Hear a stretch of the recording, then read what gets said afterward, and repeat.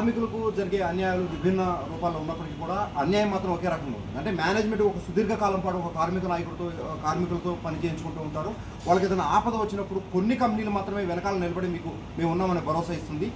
జనరల్గా ఇలాంటి భరోసా ఉండవు కాబట్టి కార్మిక రూల్స్ ఏదైతే ఉన్నాయో దానికి సంబంధించి ఈఎస్ఐ కానీ పిఎఫ్ కానీ ఇలాంటి రూల్స్ తీసుకొచ్చినప్పటికీ కూడా సుదీర్ఘకాలం పాటు పనిచేసిన తర్వాత ఏదన్నా ఇబ్బందులు ఎదురైతే దాదాపు ఇప్పుడున్న కంపెనీలో పూర్తిగా కమర్షియల్ వేలో వెళ్తూ ఉన్నారు.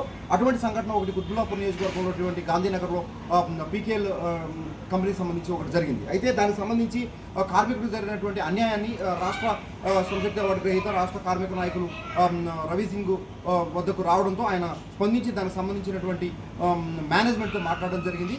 అసలు ఏం జరిగింది ఏంటనేది ఎవరైతే బాధిత కుటుంబం ఉన్నారో వాళ్ళకి సంబంధించి ఒకసారి అడిగి తెలుసుకుందాం. చెప్పండి. మాకు కొంచెం ఆయనకి హెల్త్ ప్రాబ్లం వల్ల బ్రెయిన్ ఆపరేషన్ చేయించడం జరిగింది. దానివల్ల మాకు కంపెనీకి వెళ్తాక లేకుండా అయిపోయింది. అప్పుడు మేము ఇంకా రిజైన్ చేద్దామనే ఉద్దేశంతో కంపెనీకి వెళ్ళిన తర్వాత మాకు ఎంతో కొంత సాయం చేయండి అని మేము చెప్పడం జరిగింది. కానీ వాళ్ళు అంత ఒప్పుకోలేదండి. 50,000 ఇస్తామన్నారు. మాకు ఏం చేయాలో తెలవక రవాణా దగ్గరికి వచ్చాము. రవాణా దగ్గరికి వస్తే రవాణా మేనేజ్మెంట్తో మాట్లాడి మీకు అన్ని రకాల చేస్తామమ్మ సాయం అన్నారండి. అన్న తర్వాత మేము ఇంటికి వెళ్ళిపోయిన తర్వాత వెంటనే ఫోన్ చేసి రమ్మని చెప్తే మేము రావడం జరిగిందండి.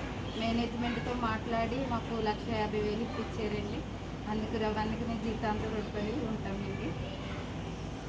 దీనికి సంబంధించి ఏదైతే విభిన్న కార్మికులకు ఏదైతే జరుగుతున్న నష్టాలని ఆయనకి సంప్రదించిన వెంటనే స్పందిస్తూ ఉంటారు. స్పందించిన కార్మికులు పక్షాన నిలబడి మేనేజ్మెంట్తో మాట్లాడి వారి కష్ట నష్టాలు వారికి జరిగినటువంటి అన్యాయాన్ని పూర్తి స్థాయిలో పరిశీలించి ఆయన కొంత సమయం తీసుకున్నప్పటికీ కూడా మేనేజ్మెంట్తో మాట్లాడి వారికి న్యాయం జరిగే రీతిలో జరుగుతారు. అంటే ఇటువంటి న్యాయం జరిగే క్రమంలో కూడా వారికి పూర్తి స్థాయిలో అన్యాయం చేయడానికి మేనేజ్మెంట్ పూనుకుంటూ ఉంటాయి.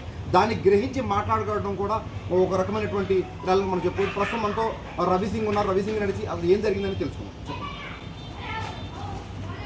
మీడియా మిత్రులకి నమస్కారం తెలియజేస్తున్నా. ప్రతిరోజు ఎక్కడో ఒక జాగాలో కార్మికులకి అన్యాయం జరుగుతూనే ఉన్నది. అది భవన నిర్మాణ కార్మికులు కానీ కంపెనీ కార్మికులు కానీ ఇంకా రకరకాలుగా ఆటో డ్రైవర్స్ కానీ లారీ డ్రైవర్స్ కానీ ఎక్కడో ఒక జాగాలో ఏదో రకంగా ఇబ్బంది జరుగుతూనే ఉన్నది మన రాష్ట్రంలో.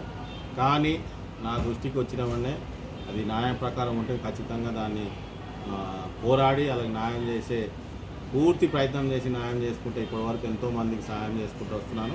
దాంట్లో భాగంగానే ఈరోజు నా ఆఫీస్కి ఒక 2 రోజుల కింద ప్రకాష్ అనే ఒక కార్మికుడు పీకేఎల్ ప్రైవేట్ లిమిటెడ్ గాంధీనగర్లో పనిచేసేటోడు 18 సంవత్సరాల నుంచి దాంట్లో పనిచేస్తున్నాడు.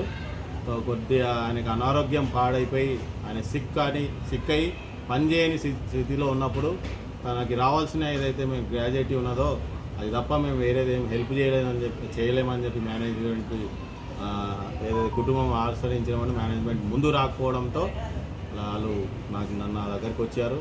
అన్న నా పరిస్థితి ఇట్లున్నది అని చెప్పిన నేను మేనేజ్మెంట్ దగ్గరికి వెళ్ళి వాళ్ళతో మాట్లాడి ఏదైనా వాళ్ళని ఆదుకోవాలని చెప్పేసి మేనేజ్మెంట్తో మాట్లాడి ఈరోజు వాళ్ళకి ఏదైతే రావాల్సిన గ్రాడ్యుయేటీ 1,18,000 అదే కాకుండా ఎట్లయినా ఆదుకోవాలని చెప్పేసి మేనేజ్మెంట్ కూడా మానవత దృక్పథంతో ముందు వచ్చి అలాగే ఈరోజు అది అంటే ఇంకా గుడ్ విల్గా అలాగే 1,50,000 ఇప్పించడం జరిగింది. కాబట్టి నేను కూడా నా టీం తరఫున మేనేజ్మెంట్ కూడా ధన్యవాదాలు తెలియజేస్తూ మళ్ళీ ఎక్కడైనా ఇలాంటి ఇబ్బంది ఉంటే అది ఖచ్చితంగా న్యాయ ప్రకారంగా ఉంటే ఖచ్చితంగా పోరాటం చేసి న్యాయం చేస్తానని తెలియజేస్తాను.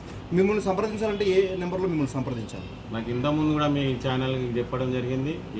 ఏ వర్కర్స్కైనా సరే అది భవన నిర్మాణ కార్మికుడు కానీ కంపెనీ కార్మికుడు కానీ అలాగే రెడీమిక్స్ ఏదైతే లారీ డ్రైవర్లు ఉంటారో డీసీఎం డ్రైవర్లు ఉంటారో ఆటో కార్మికులు కానీ ఎవరికైనా సరే నా ఇబ్బందిగా ఉండి నాకు ఇలాంటి ఇబ్బంది ఉంది ఇక్కడ నాకు న్యాయం జరుగుతలేదని చెప్పి అలాగే తెలిస్తే నా నంబర్ మాత్రం మీరు ఈ మీడియా ద్వారా మీరు నాకు చేయొచ్చు.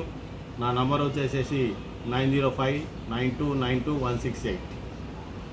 ఇది ఏదైతే మనకి రాష్ట్ర కార్మిక నాయకులు చెప్తూ ఉన్నారో, ఇంతకు గతంలో కూడా చాలా కార్మికులకు న్యాయం చేకూర్చే ప్రయత్నంలో ముందుకెళ్తూ ఉన్నారు. తప్పకుండా ఇలాంటి నాయకులు అరుదుగా ఉంటారు.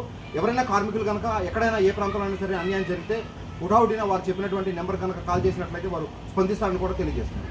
Video journalist Kalyan.